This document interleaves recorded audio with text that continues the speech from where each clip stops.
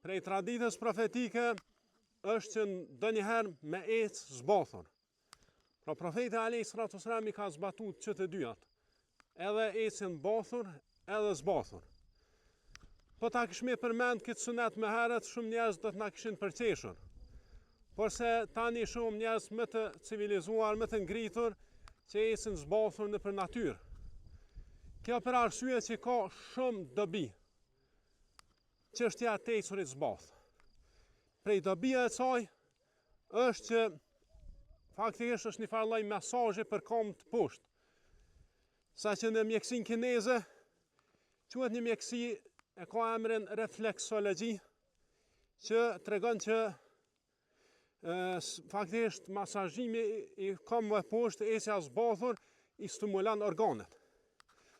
Pastaj prej dobive të ecjes zbathur është edhe çështja e largimit të fushave elektromagnetike. Asnjëherë nuk kemi ekspozuar më shumë ndaj fushave elektromagnetike se sa në kohën moderne. Kjo për shkak të ekspozimit ndaj internetit, ndaj telefonit. Në veçanti kur flas me telefon duke ngas makinën. Atë fusha elektromagnetike të ndjek dhe të kapë edhe më fuqishëm. Dhe atë pasaj futen në trup. Kurse nëse e zbathur, do një farë lloj toksimi. Ato fushat elektromagnetike futen në dhej.